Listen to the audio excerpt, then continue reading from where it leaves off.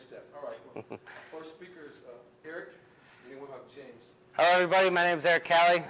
I'd like to thank you all for showing up today, too, and for everybody who's watching on the web. James and I are very appreciative that you're spending time out of your day to help us, help you, to help others. Like I said, my name is Eric Calley. I served in the U.S. Marine Corps from 2002 to 2006. My unit was 3rd Light Armored Reconnaissance Battalion out of 29 Palms. I did 2 deployments to Iraq in 2003 and 2004. It was quite a strenuous time during that time in the Marine Corps. My goal is to help veterans transition into society. Too many times today we're getting out and we are going into college and things aren't working for us. We don't feel comfortable. We don't feel at ease in our classroom to learn, percept everything that we're doing. And so a lot of times we miss out on education. And so our goal is to try to make you more comfortable in your environment and try to let you know that there are other people out there that can help you help yourself be able to be in society and succeed at everything you do. I also want to install hope, drive, and pretty much make you want to do better for yourself. Now, I went to boot camp in March of 2002. After I got out of boot camp, I went on recruiter's assistance for Ione County, which is about a half-hour away from here. After recruiter's assistance, I did rather well. I went back to School of Infantry, went to Light Armored Reconnaissance Battalion, went to their schooling, and then I got stationed right out in 29 Palms with 3rd Light Armored Reconnaissance Battalion. Now, a month after I got into the fleet, I deployed right away, and I went to Kuwait in January, where I was temporarily assigned to 1st Marine Expeditionary Force, which pretty much was the 3-star general that commanded the force on the ground. So it was my job to be his personal security detail throughout the war. And when he flew into the front lines to see his commanders, or to see his XOs and everybody who was in charge of the battalions that were invading Baghdad, he pretty much would fly in, we'd drive all the way there, pick him up, take him wherever he needed to go, and then we'd drive all the way back. I did my first deployment, got back, and when we got back, all of our vehicles were on ships. So there's a 2-month period where we were just waiting for all of our equipment to come back. So I went on recruiter's assistance again, and at that point in time, there was no recruiter in Ionia. So I became the acting recruiter of Ione County for 2 months, and I actually put a few people in, and that's where I met Dave Hoon. Dave Hoon was a Marine who was killed in December of 2005 in Fallujah, and I actually assisted. He was a poolee when I started my recruiter's assistance. So we used to run the poolies, and that's where I first met him. I went back to 29 Palms, and I got temporarily assigned to Quantico, Virginia. Now, during my Marine Corps career, I tended to drink a lot, and I abused alcohol quite a bit. And it's not something I'm proud of, but it's something that a lot of veterans do nowadays, especially after they get out. I went to Quantico. I went 6 weeks out of the 8 to Marine Security Guard School, which was a fantastic experience, and I kind of ruined it. Week 6 came up, and we went out in town. It was our first libo, and I got a drunk in public with a sergeant, and we both got kicked out of Marine Security Guard School. I went straight back to 29 Palms, and within a week and a half, I was straight back into Iraq on my 2nd deployment. It does. My 2nd deployment was a little bit different from the first. I was with Charlie Company 3rd LER. This is my buddy Zach Davis. He was my platoon sergeant, kind of like a mentor to me. When we got to 29 Palms, he was a corporal. And throughout my Marine Corps career, he was always somehow attached with me. He taught me almost everything I knew, and he showed me a way. He was the kind of person that would help everybody out. Anybody who needed anything, he was the guy to go to, because everybody knew that he would do anything for another Marine. And he got killed outside of Sacagawea. Now, Dave Hoon, again, died in 2005. As soon as I got out of the Marine Corps, he got killed. And pretty much I was probably a month and a half out of the Marine Corps. So it was still fresh. And for me, when we lose our friends overseas, we don't get to see the ending notation. This was the first time I've ever seen a Marine come home after getting killed in war, and especially a Marine that I knew. So we picked him up from Lansing. We escorted him back to Portland VFW. And we got back to the VFW. We had a horse and carriage there waiting for him, and we assisted. We got him on the horse and carriage. Now, at that time, I joined Charlie Company 124th out of Lansing, which is a reserve unit for Marines, and I took their colors. Pretty much, we marched them all the way down to the funeral home, and I had the Marine Corps colors, and another guy had the American flag. We got down to the funeral home, and when we got to the funeral home, everybody waited on the outsides. We went in, and we were rolling up the flags. Once we rolled up those flags, the guys from 2-7 had no idea that I knew who Dave Hoon beforehand. They just thought I was another Marine from Charlie Company 124. So they opened it up. Marines, they like to inspect their dead to make sure they're squared away before they go that last 6 foot down on the ground.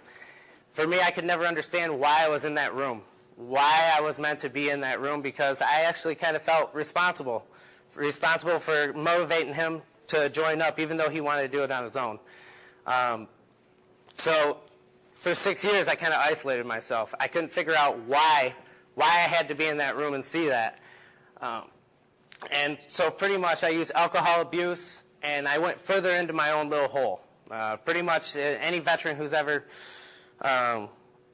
seen combat or went through some kind of turmoil will have a time in their point in life where they're going to hit a hole. They're going to hit a down point where nothing matters anymore. And that's what kind of happened to me. Now, this is the horse and carriage on his way to his final resting ground in Portland. If you ever drive by the 96, you'll see the cemetery right across the highway, and you'll see 2-7's flag flying high, and that will be right at his grave site. Now, after I got out, I'm not proud of it, but I got a DUI in 2007, and a lot of veterans nowadays are getting DUIs, they're getting in trouble, they're spending time in jail, prison, and it's all because we can't cope with the amount of stress and trying to interact with society. We just don't feel comfortable. So it happened to me in 2007, and that's when I started noticing I had a problem. A lot of people in my family drink, and it kind of runs in a side of my family, and a couple of my uncles have died from it. And so I kind of went down that same road. I like to drink, and I'm not going to lie to you, I fight it every day. So I started going to PTSD therapy. I started taking anger management courses. I started doing stuff with the VA and trying to integrate myself to learn how to better deal with the kind of stuff I was going through in my brain housing group, and how it affected and worked. And so I started getting better with that, but I noticed it really wasn't doing as much as what it should have been. And then I got the opportunity to go to Marines Midwest Foundation, and I joined their focus group in June of this year. And it really kind of changed things for me. And at that same focus course, there was another Marine that got a chance to take another Marine, that last 6 foot, and he had to inspect him and stuff like that. And his story kind of hit me hard, and that's what got my story out to where it is today. I never understood why I was in that room, and again, it took another Marine to say, hey, maybe you were meant to be in that room. Maybe it was a choice that they made. Maybe that was his choice of his way of saying goodbye to you. His way of saying, hey, I died for a righteous cause. I'm proud for what I did, and you shouldn't feel bad for it. So I'll see you on the other side, because he's up there looking over us right now, just as every Marine that died overseas is looking over us right now. And that focus course really changed my life in a way. It twisted everything I thought into a different perspective. It was a humbling experience, which I'm very proud to say that I was a part of. It also made me realize my life goals, where I want to be in 5 years, and I didn't have any idea. I didn't know one thing from another. Like I said, I stayed at home, and I really didn't do much besides be a stay-at-home father, So I started realizing my dreams and my goals and how I wanted to live my life. Now, anybody who knows that once you get into that hole, it's really hard to work out of. I'm actually in the middle of it. I'm just on my way up, trying to get past it. And what helped me out in that class is I started realizing all my dreams and my goals that I wasn't accomplishing. That I, kind of just sat still for a couple of years, trying to figure out my own situation, what was going on with me. And once I realized that, I started thinking about Zach Davis again, because before I deployed my second time, and before I went to Quantico, they had a big battalion party out in 29 Palms. We were all the way out in the middle of the desert. We had, kegs of beer. We had a whole bunch of alcohol, a pig roast and everything. And, Marines like to be jar-headish, and next thing you know, people are fighting. And Zach Davis wasn't a drinker. He wasn't an enabler, and he was pretty much just a helper. He would help anybody out. And so that day, we were all fighting out there out in the middle of the desert, and Zach Davis at 12:30 at night came out and got me. And on the way home, he started talking to me, and until I went to that class, I didn't really remember. I was kind of drunk. I was just my adrenaline was kicking. We were all having a good time, just like we always do. And he said to me, he says, Calley, you're a good Marine. You know what you're doing, and I think you could do a lot better. You just drink a little too much. So you should use this time going to Quantico and deploying or whatnot to think about your drinking situation, because I think you'd be a fantastic Marine if you didn't. And I never really took that to heart until I went to that class and I started thinking about some of the issues that I was dealing with. And once I realized that, that's when I realized that would be my last day of drinking. I actually showed up intoxicated down to that course. I didn't know. I got stuck at the airport, and they were probably quite heated, and to that I apologize. But, that realization during that 6-day period, I haven't drank since. My last drink was June 10th of 2012. I started realizing that alcohol affected everything I did. It affected the way I was and the way I treated people. And I realized that wasn't good for me. And a lot of veterans are doing the same thing that I did. After they get out from combat, they're coming in trying to transition, can't, and next thing you know, they're at your next local bar. They're sitting on that seat with their Marine Corps T-shirt, or their Army shirt, or their National Guard shirt, their Air Force shirt. You name it, they'll be there. There's always one. So I started thinking I wanted to live my life in the way that my friends who didn't make it back live. And what I mean by that is I know that if my buddy Zach saw me for the last 6 years, he'd probably kick me in the behind. He would probably, light me up a little bit. And so I started thinking to myself, I need to do more. So that class made me come out here and speak to you guys, to speak to everybody on the web broadcast, and try to get you guys to realize the only people that can fix yourselves is you. You have to want to do it, because we as military like to defeat ourselves before we even start sometimes. If it's something that we're not too sure about, we'd rather not do it. And so I'd like to ask you all, are you living the life the way you want to? Are you living it the way your friends would want you to live it? Do you think they would want you to isolate yourself, put yourself in that hole? I don't think they would. And I never realized this until just recently. So it's all new to me, and I'm still going through it myself. But it starts at you. You've got to want to change to be able to make yourself successful and succeed in life, and to be compatible with society. There's nothing out of reach, and it's going to be our job, especially now as our veterans are coming back and they're coming out and they're getting into college. We need to create a support network for our veterans coming back to not only help out with their issues in mental capacities, but disability capacities, if they've lost limbs, arms, this and that, to facilitate them in any way we can to give them what they need to succeed. Because a lot of times those guys, they fought and they gave a lot of stuff up, their life up, their mind up, for you guys to be able to sit in this classroom, for everybody to be able to do what they need to do. So those guys always should be thanked.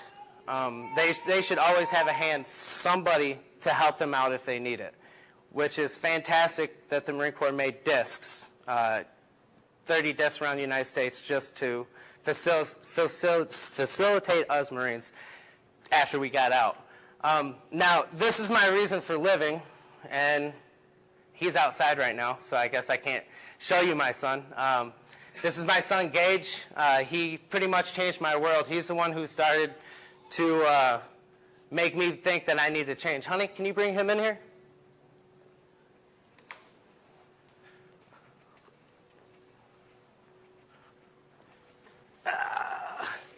And instead of showing you the picture today, I decided to put him in the same outfit because I think it's hella cool. But this is my son, Gage. He means everything to me.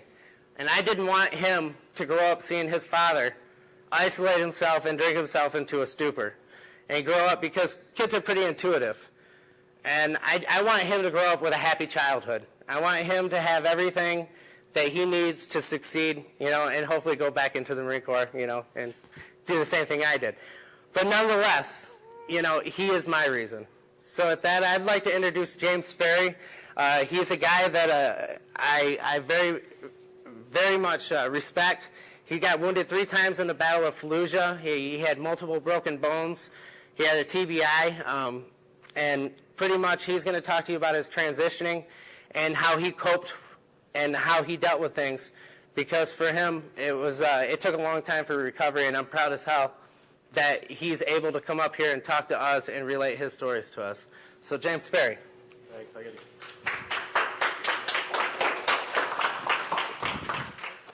All right, fantastic. I want to say big thanks to Eric. I mean, he flew me up here from St. Louis to talk to you guys. I've kind of been on a speaking tour at Michigan. First time I went up to Michigan, I kind of came on the best 3 days. It seems like sunny and nice and fair skies. So I'm a little biased on, I guess, how much I like it compared to what the usual weather is up here. But Eric's a great guy for veterans up here in Michigan. He works hard every day. He's always on the phone call every time I've been up here with him. Talking to a veteran, trying to get him set up with benefits and everything else. He's quite nice. I'm going to start out my presentation with a little bit of a video. Actually, can you press play on that? I don't know if there's a mouse. Just see when you. Yeah, that'd be best. I appreciate that. So you can't really see it too well, but that's me right there, laid out in Fallujah after I got hit with shrapnel. The then 20-year-old Marine I'll let this play for a minute. died. 7 years later, Sperry's still fighting. This time, constant migraines and dizzy spells. This is me a year and a half ago at the Shepherd Center. I lose vision in my left eye. And then my dizziness is going on right now. And if you see my eyes, they do this when they shake nonstop. Sunglasses ease his light sensitivity, but not his chronic pain. He has trouble thinking, talking, remembering. I go to bed, I wake up the next day, and then I would remember the day before. So you tried to get help? I went to the doctor, and after I spent 30 days in a mental hospital because I just couldn't take it, I was breaking down. But no one answered his pleas for cognitive brain rehabilitation, therapy to help injured brains function. Everybody come through here is better, tons better than what they show up. It's called the Sheridan. So the initiative there is a bio where they basically fill the gaps the military is not doing with TBI and PTSD research. They're a private organization that does pretty much phenomenal things with TBIs, no matter if it's from a car accident. It doesn't really matter. If you have a traumatic brain injury, they'll help you out. But you see here, I like to kind of start my story and say who I was before I went into the Marine Corps. My life story, I grew up in an abusive household with a mother that was supposedly handicapped. I was with her until I was 11 years old, and she said, it kind of gave you a story that I like to tell that kind of, I think, portrays her at her best. I had a younger brother, a half-brother of mine, and he had a Happy Meal that he used to get whenever we go to McDonald's, and he wasn't old enough where he'd be strong enough to rip that plastic open and pull out that toy. So I opened the plastic for him, I give him the bag, and he pulls the toy out.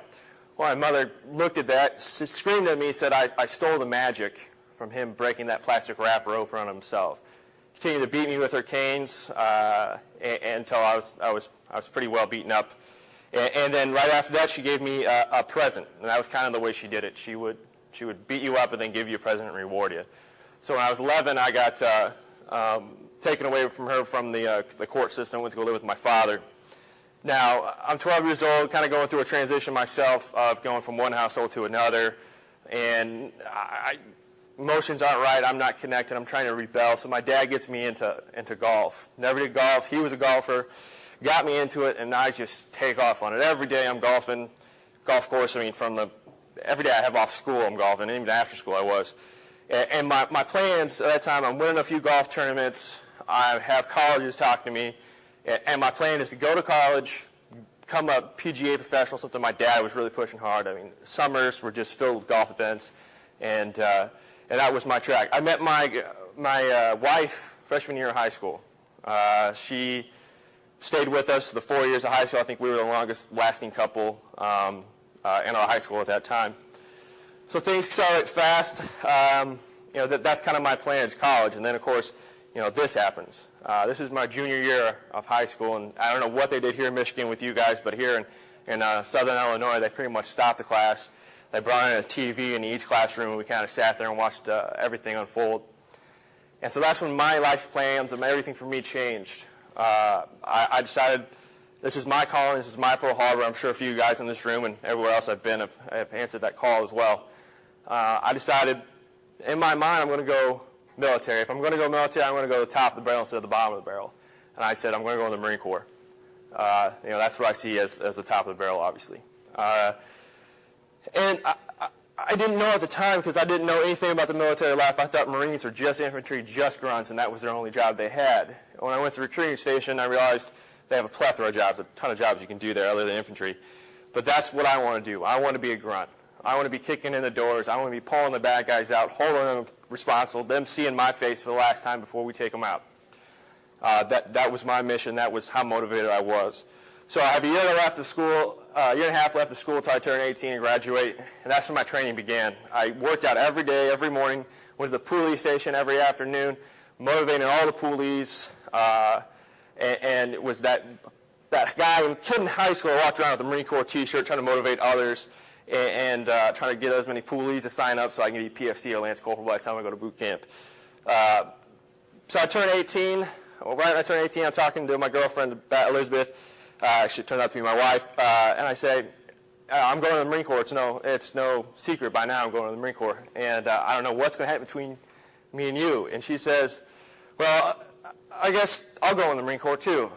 And I stop and I go, I think Air Force. Air Force would be really great for you. You should really go Air Force. I don't think you could do the Marine Corps standards. And she's sure enough bullheaded and stubborn and says, nope. So she actually signed up about 2 weeks before I was even able to sign up because my parents wouldn't let me sign up early and sign that contract. So sure enough, she signs up for the Marine Corps, and we both sign our lives away, and we get everything planned up that we're both going to go to boot camp on the same exact time so we can come back and have our 10 days of boot leave before we go off to our training.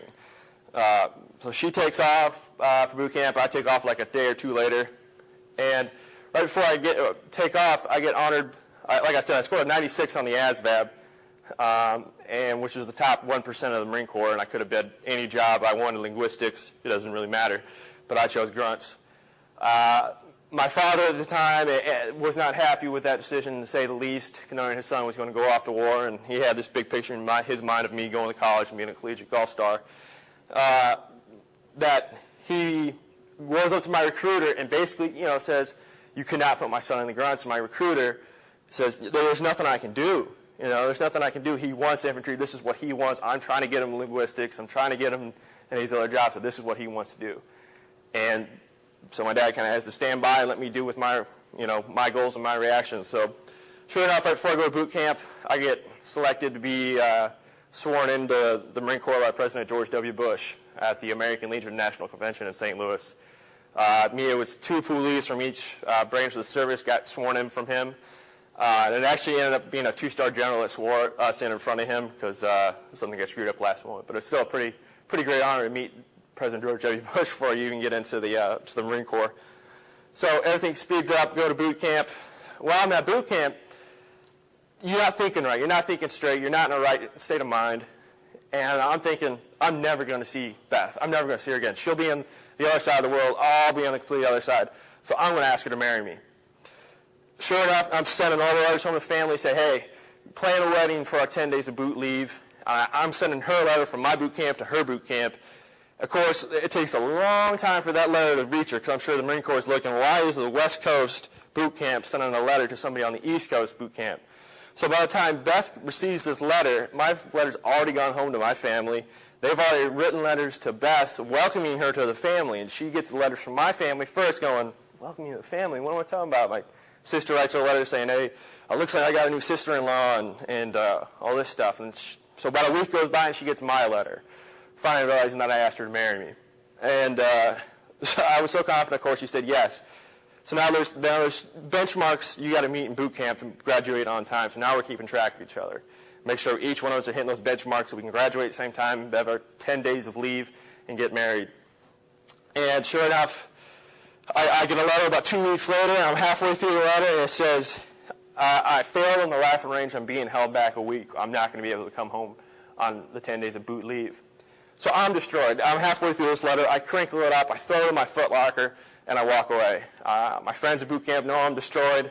No, something's up with me. I kind of tell them what's going on. Well, a day or two goes by. I reach back into my foot locker. I reach the letter out. I uncrumple it, and I'm reading it. And I get to the bottom, and it says, P.S. I shot 1 point better than you at the rifle range. And sure enough, she shot 1 point better than me on the rifle range, and everything was good to go for our wedding.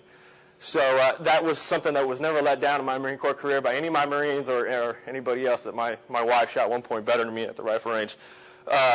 So everything accelerates quickly. Every 10 days of boot leave, we both graduate on time. We get married. The next thing, I'm off to School of Infantry training. Nothing really great happens there, just a basic training to become a rifleman. Things move fast. From there, I get signed to the 3rd Battalion, 1st Marines, India Company. I'm the last wave of boots, and boots are Marines that are basically new to training, new to a unit. And knowing 3rd Battalion, 1st Marines at that time was deploying in about 2 months after I got to the unit. So we know we were going to Al-Anbar province, and we have a little bit of intel. We'll end up being stationed at Al-Karma, which is a small suburb right outside Fallujah. Right here is a schoolhouse that we had to take by force in Al-Karma. It's a city of about 60,000 people. And the building you see up here is the tallest structure in Al-Karma. Everything else is 1 story or 2 stories. So everybody in that city had pot shot heaven. Here's a bunch of Marines up on a giant building. Let's shoot them. Let's hit them with rockets. It doesn't matter. They're pretty easy targets. You can't really see here as well, but there's a hole about the 2nd story up, second balcony, 2nd story to the right there. There's a hole. You can't really see it here, but it's right next to a window. And we came off a patrol about a month after taking this place, and like I'm saying, every day we're getting hit. It's our mail call, and anybody who's been overseas, when you get mail call out of a fob, it's wonderful. I got a pack of magazines in a box. I'm handing out all these magazines to my Marines. I say, look at some Americana. I'll always remember this because I was reading, I think, a U.S. Weekly or something like this, and it was about Britney Spears and Kevin Federline. I could give 2 craps about those 2 individuals if I was back in America, but for some reason in Iraq, I want some type of Americana. So I'm sitting there on my cot, and I'm reading something about they're having troubles, about a divorce or something. The next thing I know, boom, I'm on my back. Well, a 120 millimeter rocket hit a foot left of our window and blew a hole into a stairwell, taking out a Marine and injuring a few others. But if that rocket was a foot to the right, it would have took out my whole squad. And that was something that you don't have time to register at the time, but after it happens and you medevac everybody out, you realize just how close you were. So we ended up having to retrograde out of Al-Karma, out of the schoolhouse, because we're taking so many casualties on a daily basis. We're getting pinned down, and they're slowly just kind of taking our numbers down. So we have to retrograde out of there and go to Iraqi National Guard post, which is about a mile or so down the main street of Al-Karma. As soon as we pull out of here, the insurgents come, they shoot the security guards, kill them, and then they blow up the schoolhouse and drop it down to rubble so we can't use it again. So things move fast. Traffic control point 8. You see here on the left-hand side, this is Fernando Hannon. He was my best friend, and kind of give you a short bio on some unique things on him that is unique to him only. And if anybody else has met an individual like him that's done what he did, let me know. I'd like to meet that person. But the only reason he was in the Marine Corps is because his family was immigrants. They lived in California, and he wanted to be in California with his family and drive home on the weekend to see him. He wasn't smart enough to get any other job besides infantry, so he got selected into the grunts. He was there just for college, just for family, just to give money for everybody else. And since he was 8 years old, he saved up every single penny he had for this Cinderella wedding. He saw the movie, loved the movie. He wanted to have this big Cinderella wedding. So he saved up over $50,000 by the time we hit our deployment for the Cinderella wedding he was supposed to have when we got back. So the whole time in our R&R, we're planning out his wedding, planning the colors, planning every little aspect of it. And I'm sitting there talking to him like, you really want to spend all your money you've saved up since 8 years old for a wedding? You just want to blow it all in one fair sweep? And he said, yeah, this is what I've wanted forever. I said, all right, so I'll help you plan it.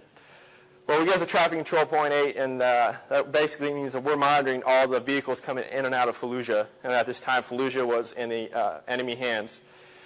So his goal was to get through Iraq without killing anybody. He was a gentle giant.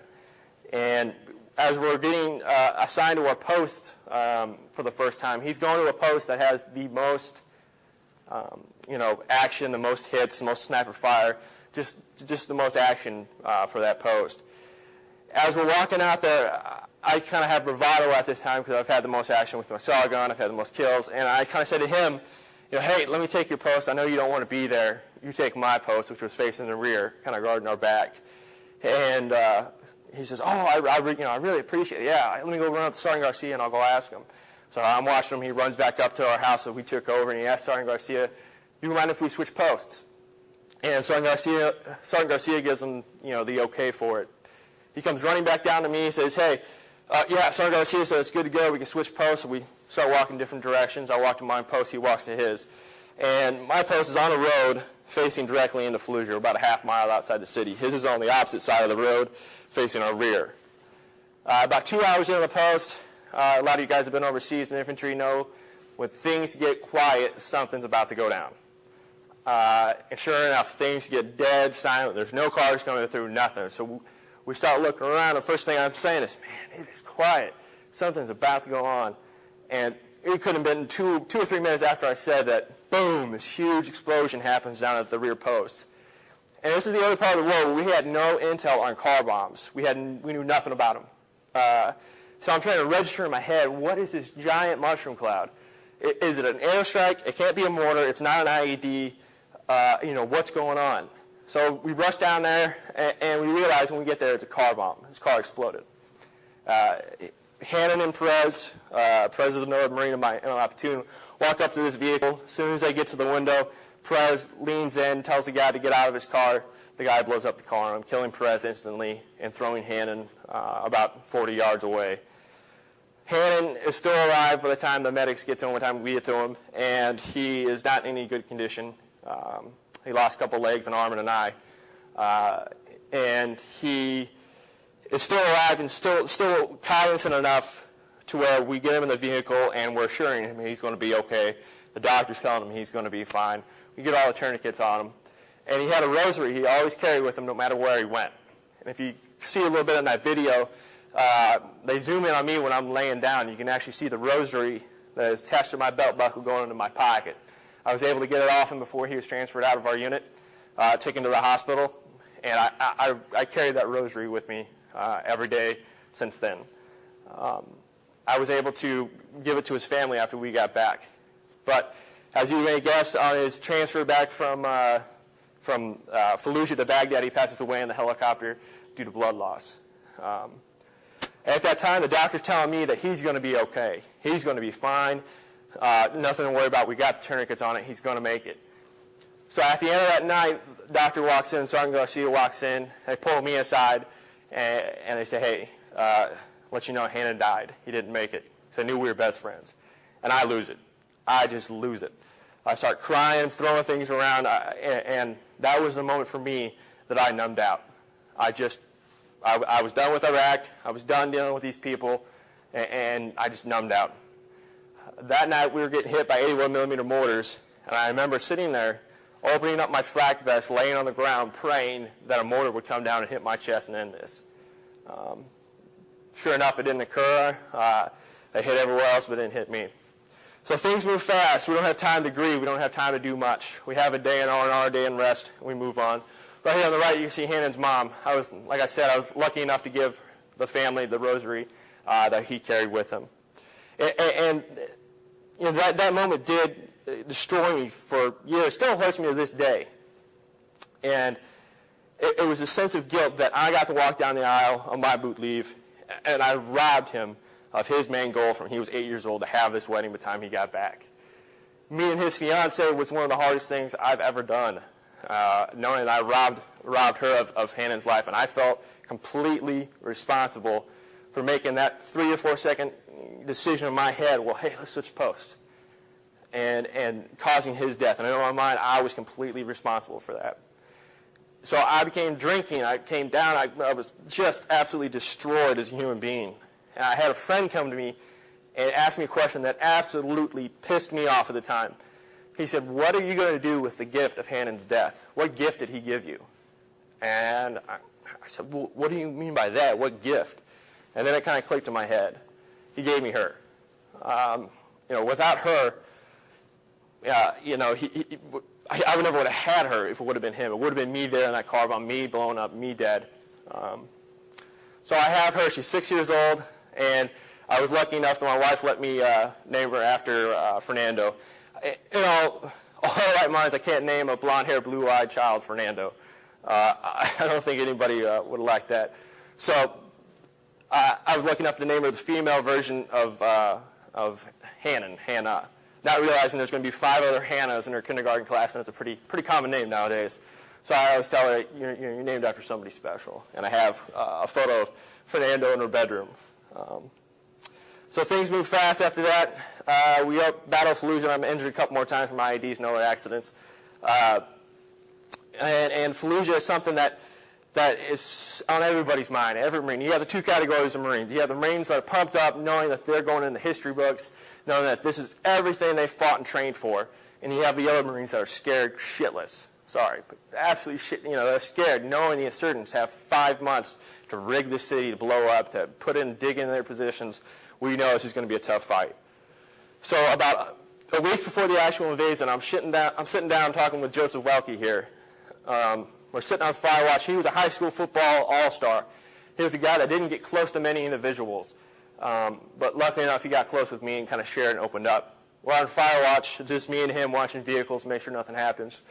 He leans over to me. We're sitting on a cooler, and he says, I had a dream the other night that I'm going to die in Fallujah, and it's going to happen. And I'm sitting there saying every motivating piece of advice a Marine could say to another Marine before we're going into battle. There's no other place I'd like to be than be right here, stepping off, going into Fallujah, doing everything I've trained for. This is what I've wanted since September 11th. And he just says, no, I know I'm going to die. It's just going to happen. I've seen it. And I walk away from the cooler and I kind of say, hey, that's not going to happen. Well, sure enough, I get hit. I get taken out. I'm out of the loop for a month and a half on any of my guys. I don't know who's wounded. I don't know who's killed. So luckily enough, on my transfer from Germany to California to a hospital, I land at Scott Air Force Base, which is about 5 miles from my parents' house. I tell my dad to come up and give me a list of everybody that was killed and injured in my unit at that time. So it was actually a picture and a video of the newscasters, my dad handing me a big piece of paper with everybody that was killed in my unit. Sure enough, I'm sitting there laying in my cot, all hooked up to all kinds of stuff, and sure enough, there's Joseph Welke's name. And that absolutely killed me because I held this in forever that he told me that information, that he said that he knew of his demise. A few guys in my platoon know that to this day. But that was something I had to carry with, and it absolutely killed me knowing that he knew he was going to come. And that was his scariest thing for him, was not making it home. But he saw it coming. Now you see here, here's Andres Perez. He's a guy for the Marines here that know that saying from that general, Marines are no better friends, but no worse enemy. And he really embodied that heart and soul. You see him here with the dog. He was a very friendly, warm individual, but man, in a firefight, you want nobody else right next to you. He'd tear guys up like it was nothing.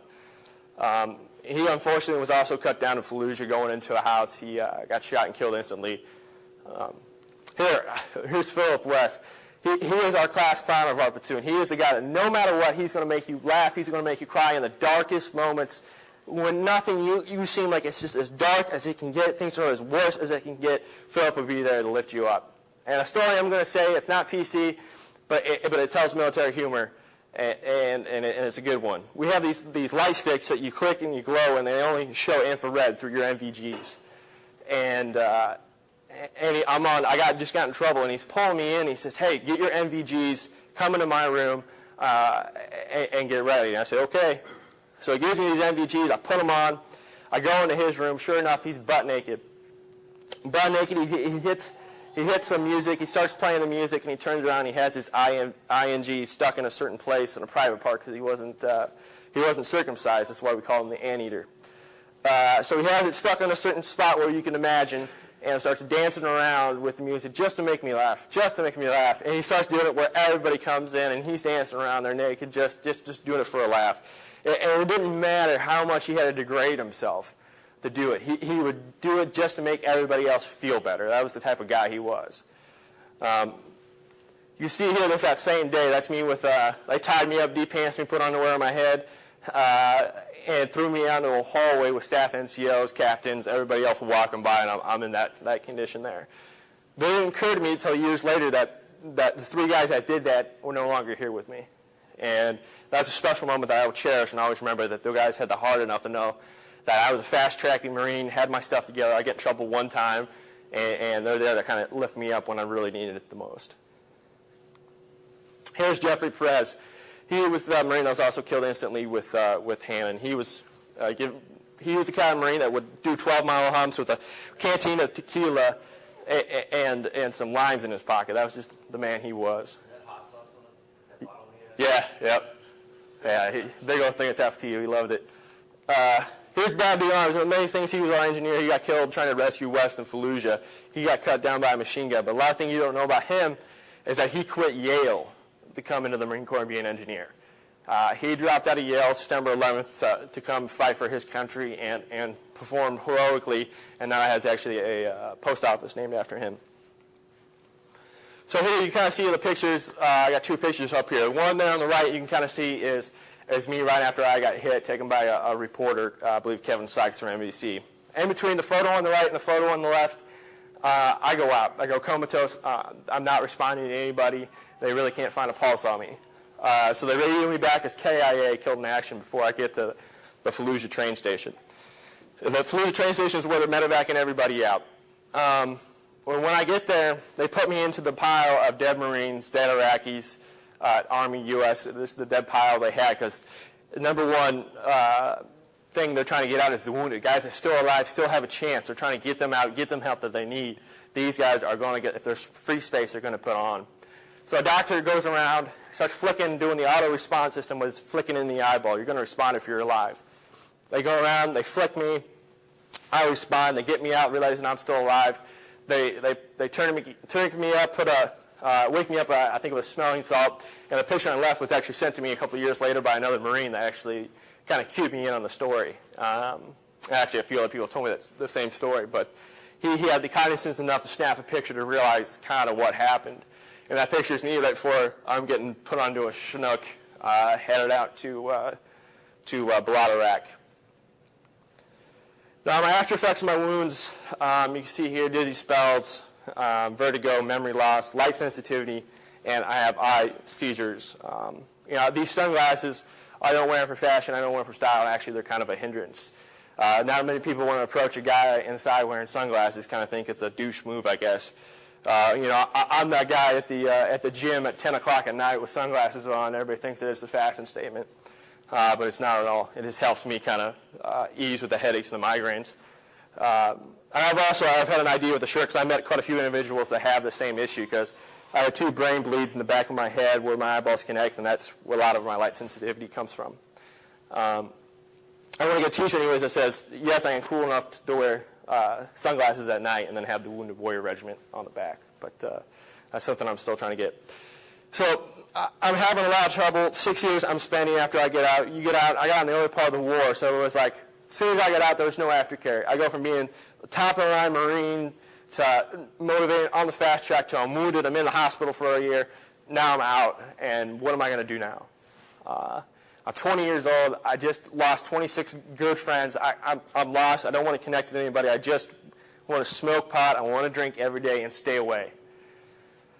So I ended up spending 6 years, and actually it was a little less, about 2 years doing this, and I get to a point where I had a gunny down the street from me kill himself. And I wake up one morning and I say, you know what, I can't deal with this. After another long day of drinking, I walk out into my garage. I see a blue and white rope, and I throw it over a truss in my garage, and I'm deciding today's the day I'm going to kill myself. I'm going to end it. So I put a noose on the rope. I sit there, and I remember having the rope in my hands, and I'm sitting there. I just pause. At this point, I'd never done anything with the VA. I never showed up to anything, and I decided to hop in my car and drive straight to a VA outpatient center. I drove there, Takes 6 hours for the VA to finally see me. They come out to a parking lot, realize I'm still in the parking lot sitting there.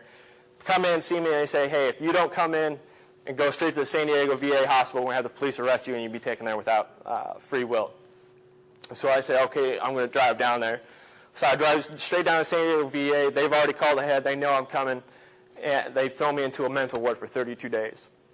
When they throw me into a mental ward, I'm there with nothing but Vietnam vets. I'm looking at myself 40 years down the line. If I stay on this track, this is where I'm going to be in 40 years, back in this place, doing exactly what they've done. So I go around for those 32 days doing my own therapy, but I also go around asking each one of these guys, why are you here 40 years after your war ended? I don't want to do what you've done. I have a daughter to live for. I have things, that I want to do. I don't want all this turmoil and pressure to bring me down to where I can't function. So after those 32 days, I'm feeling better. I get out. I'm still feeling okay, but I go right back to my bad habits. I'm back to smoking pot. I'm back to drinking, and that's where I stay.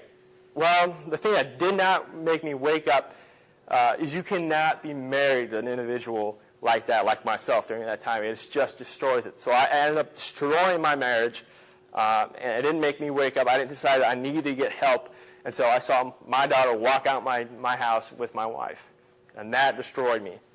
I sat in my house by myself, alone, every day, just thinking about how much I missed my daughter, how much I missed being that family man. Sure enough, finally, the Wounded Warrior Regiment catches up with me early part of last year. There's been no batch racing. They come see me, and they see the condition I'm in, and they say, you need to get help. You need to go somewhere and have long-term help. So they send me to a place called the Shepherd Center. It's a place in Atlanta, Georgia, and I spent 6 months there, pretty close to 6 months, just under 6 months, going through brain rehab, TBI, kind of like what Senator Gabby Gifford did, just basically exact same thing as she's been going through. So there, I rehab every day from 7:30 in the morning until 3:30 at night, sometimes a little later, going through all these different classes. And there, I become the man I was before I even went into the Marine Corps. I find the guy that I used to be. I found that motivator. I found that guy that wanted to live life that wasn't held back by everything that he's done and he's gone through. Some of the good coping skills that they taught me while I was there, a lot of things I pass on to veterans when I'm speaking to veterans, and I also kind of do this with civilians too, but Marine Corps values, I don't care what branch of service you're in, Army, Air Force, whatever, it doesn't matter to me, we're all on the same side. But the Marine Corps values are honor, courage, and commitment. I think those three values, no matter who you are something you have to live by and commit to. Being spiritual, something, yoga, meditation, Tai Chi, at church, it doesn't matter. Do something spiritual, it's bigger than yourself. Control what you expose yourself to. This is a lot with veterans. They want to play the war video games. They want to watch the war videos. That's what they want to keep themselves in the fight. Don't do that. That just brings you down, keeps you back into your bad memories, and you want to really move on from that. Concentrate on things you can control. The biggest thing I see with veterans when I travel around the nation is a lot of veterans put all their energy into things they have zero control over. It does not matter, something that's out of your control. Why are you going to worry about it? Only worry about the things that you can do. Your physical health, your wellness, your relationships with other people, your doctor's appointments, your medication, everything, your schooling. Those are the things you can control. Concentrate on those, focus on those, screw everybody else and the outside influences. Physical exercise is another one. PT. So many guys I see get out. I don't care how disabled you are. Get yourself into a pool. Do a few exercises. It doesn't really matter. You can PT no matter how disabled you are. I see guys with missing two legs and one arm that can still exercise.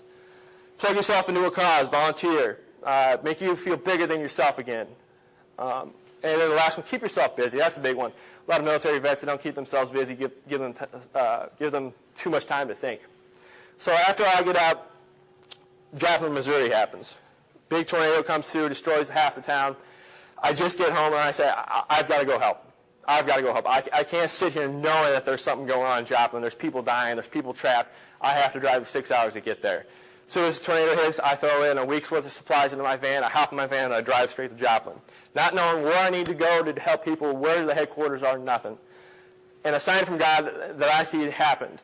Right in front of me, about an hour and a half outside Joplin, a FEMA truck pulls right in front of me. Lights blaring, everything. And I'm knowing he knows exactly where the headquarters are, exactly where they're going to be putting people out to help. So I stayed on his butt for an hour and a half, going 95, 100 mile an hour on his tail through every single red light, through every small town, and he goes straight to the headquarters. He gets out, comes back to me, and says, "Who the hell are you?" I say, "Hey, I'm a Marine. I live, 6 hours away. I have to be there to help. This is what I'm good at, search and rescue. This is what I've done." And he says, "Man, you drive crazy." And I said, "Well, so do you." And so he points me in the direction of a fire station in the headquarters, and I ended up joining. Here's a picture I took. Can't really see it too well here, but there's an Army guy here who's a recruiting station, and I forget the fire department I got stuck with. I'm there for 2 days, and it's a new thing for me, recovering bodies of Americans. And I've done it with Marines and everybody else, but when you're dealing with women and children, that's a different world. So we have one rescue, and the majority of everything is recoveries. So after the end of my 2 days, they have enough people down there to really take over and help out all the special services. So I'm lucky enough to be honored at Game 1 of the World Series. I get nominated by the White House and the VA to be honored at Game 1 of the World Series, something that blew my mind, that it was completely unexpected. I get a call from the White House saying, "We'd love to honor you at Game 1 of the World Series. Would you mind going out with Michelle Obama and Dr. Joe Biden?" I said, "Well, that's awesome." And in my head, I'm thinking, man, there's supposed to be a bunch of military veteran guys going there to be honored at the Game 1 of the World Series. I show up, and about 15 minutes before I'm walking out in the field, I realize it's just me. And that realization going, oh, man, there's 240 some odd countries the guy says watching this. There's millions of people watching this, and it's going to be Hannah and I walking out there. And so I start calling people up, and I'm going, this is going to be a little bit bigger than I thought. You may want to tune in and check this out. So sure enough, I meet Michelle Obama and Dr. Joe Biden, and they actually tell Hannah, my daughter there, that all the applause is for her right before we walk out. So we get to walk out and see the flags, the national anthem go off. It was pretty awesome. And you see I don't have my shades with me, which ended up being a mistake that night because I ended up spending the rest of the game with them in their box and had a migraine and had to leave early. So I don't care what your political views are. Michelle Obama as a person is a great human being. She played with Hannah on the floor with her playing, with Dr. Joe Biden was also playing with her. They were holding hands, skipping through Busch Stadium hallways, because my daughter has no idea who Michelle Obama is. At the end of this, when I'm having to leave early and she's having to leave, she says, "I would love to have Hannah and you at the White House for Christmas to meet the family." And she said, "Let me know what your schedule is, and we'll try to work around it." And I just, I got to apologize. My schedule. You tell me when to be there. I'll clear my schedule. I'll be there in a heartbeat. So sure enough, about 2 months later, I get a call from the White House and the St. Louis Cardinals saying, well, we're having the St. Louis Cardinals out to the White House to be honored by President Obama with their trophy for their World Series win. Would you like to join the Cardinals on their private jet and go to Walter Reed and then go to the White House? And I said, absolutely, sure. And it was kind of cool with me meeting my baseball heroes behind the scenes, flying with them on the bus. The coolest thing for me, not the coolest thing, but the coolest thing for me was the jet we got on, there was no rules. There's no, like, you get on that plane, there's buckle your seatbelt, do this. There's people standing up during takeoff. It didn't matter. It was like Cardinals, on the plane, so they can do what they want. So it's pretty neat kind of seeing that and kind of seeing the behind-the-scenes thing. So you see here's a picture they took of the White House photographer. I'm thinking I'm be kind of behind the stage, kind of watching these things unfold, and not thinking of my job, but just trying to soak in everything that I can. Well, we sneak into the press room, and I see in the front row my name, Hannah's name, and actually my ex-wife came to help assist me with Hannah. And we're on the front row. I'm going, oh, this is a little strange. I thought we'd be in the back. Well, the Cardinals come out, President Obama comes out, Michelle Obama comes out, and the first 10-15 minutes of the press conference, she's talking about Hannah and I. And it was something that was kind of blew me away, and I had no idea that was going to happen. So after the press conference concludes, one of the advisors from the White House says, would you mind meeting the president? The president wants to meet you. And I said, I wouldn't mind at all, sure. And sure enough, they escort me back into a room, Lincoln's bedroom, or one of Lincoln's portraits. I had a 15-minute private session with President Obama, Michelle Obama, and about 15 minutes in, Chris Carpenter and Matt Holliday and David Freese walk in. And we kind of sit there and talk for another few minutes, and then we're on the road.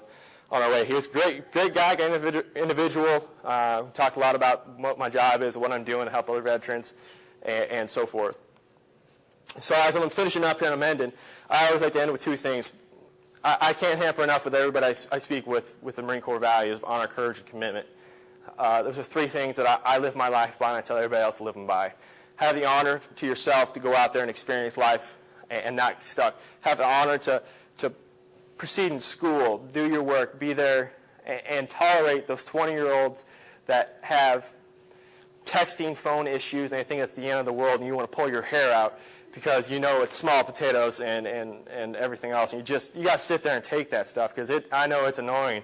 And I've been in those classrooms. I've sat there with those 19, 20-year-olds and listened to their world problems like their world's ending because so-and-so didn't show up to their party, and you just want to blow your head off and listen to them saying, you don't know what a real problem is, what a real issue. You know, you don't even know. You're stuck in the American bubble here.